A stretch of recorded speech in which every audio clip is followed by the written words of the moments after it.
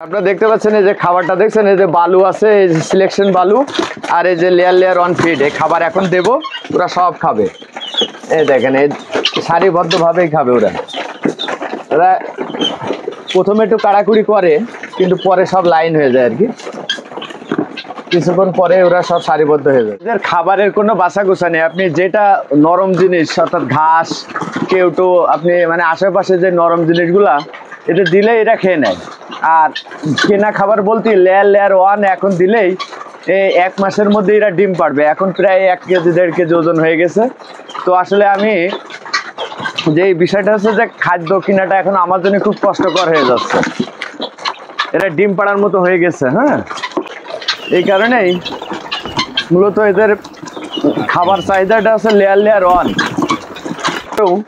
যে জিনিসটা হচ্ছে এরা এই 1 থেকে 1.5 মাসের মধ্যে ডিম দেবে, এবং এদের ডিমগুলো আসলে অনেক দামি, 60 থেকে 70 টাকা এক একটা ডিমের দাম।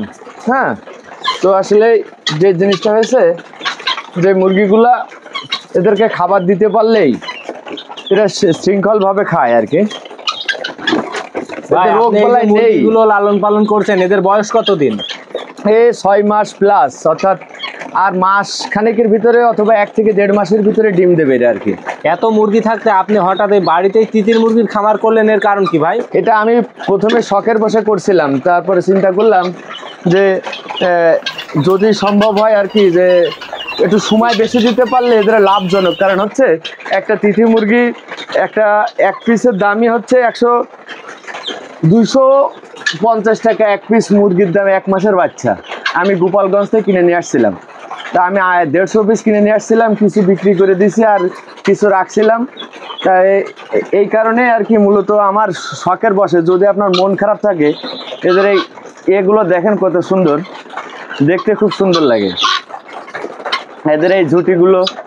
এটা কিন্তু মুরগি, এটা মুরগি। এর এই ঝুঁটিটা এমনি বাঁকানো মানে কম, আর যেটা মোরগ হবে না তার এই ঝুঁটিটা অনেক বড় হবে। আচ্ছা, এদের খাবার হিসেবে এখন কি দিচ্ছেন ভাই? এখন এই যে লেয়ার লেয়ার ওয়ান ফিড, আর এর সাথে ওই আমি সিলেকশন বালু দিচ্ছি। এটা বালুও খাই। বালু? বালু বালু যে কোনো বালু দিলেই হবে। বলেন কি ভাই, মুরগিতে আবার বালু খায়? এটা দেখেন, ওই দেখেন ওই বালি দিয়ে আপনি ভিডিওতে দেখান, বালুর সাথে মিশাই দিছি, ওরা খেয়ে নিচ্ছে। দেখেন এইটা কিন্তু ওজন কতটুকু আছে? এটা কিন্তু মোরগ। এটা কিন্তু খাড়া, আর যেটা মুরগি হবে তার এটা একটু ছোট হবে এবং সেটা এরকম বাঁকানো হবে। আচ্ছা, এটা মোরগ। এদের রোগ ব্যাধি কেমন দেখছেন? রোগ বালাই নেই, একমাত্র ঠান্ডা ছাড়া আর কোনো রোগ নেই এদের। তাই? কোনো কিছু দেওয়া লাগে না, শুধু ঠান্ডা এদের রোগ। ওই মাইক্রোভেট বলে একটা ঠান্ডার ওষুধ আছে, সেই ওষুধটা দিলে হয়ে যায়, আর কোনো ওষুধ লাগে না। আমি কিনে পর্যন্ত কোনো ওষুধ খাওয়াই না এদের, ন্যাচারাল খাবার খাওয়াই। ওই দেখেন এই পুকুরের এখানে যে ঘাস আছে, ঘাসগুলো সব আমি খাওয়াই দিই। এই এখনো ঘাস পড়ে আছে। মোটামুটি এদের সব ধরনের খাবারের রুচি আছে, তাই তো? হ্যাঁ। আচ্ছা ভাই, আপনি বিক্রি করে দিবেন, এর কারণ কি? কারণ হচ্ছে আসলে আমি একটা কলেজে চাকরি করি, তো আসলে সময় সেভাবে দিতে পারি না। দেবে একটু সময় দিতে হয় এদের, আর এই সময়টা আসলে খুব মূল্যবান। আমার ফ্যামিলিও সময় দিতে পারে না, আমিও সময় দিতে পারছে না। তো এদের আসলে একটু যত্ন নেওয়ার জন্য আর কি সময় লাগে, একটা মানুষ লাগে।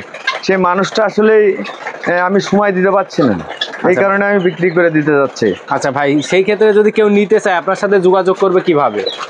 কেউ যদি নিতে চায় সরাসরি আমারে না পেলে, এই যে আমাদের যে যার পেজে ভিডিওটা যাচ্ছে সে আমার মোবাইল নাম্বারটা দিয়ে দেবো, অথবা সরাসরি নয়নের মাধ্যমে যোগাযোগ করলেও আমাকে পেয়ে যাবে। আচ্ছা, আপনার ঠিকানাটা যদি একটু বলতেন ভাই। আমার ঠিকানা আছে লক্ষণপুর বাজারের পাশেই আর কি, আলে হাদিস মসজিদ মাদ্রাসার সাথেই আমার বাড়ি। আমার নাম ইয়াসিন কবির।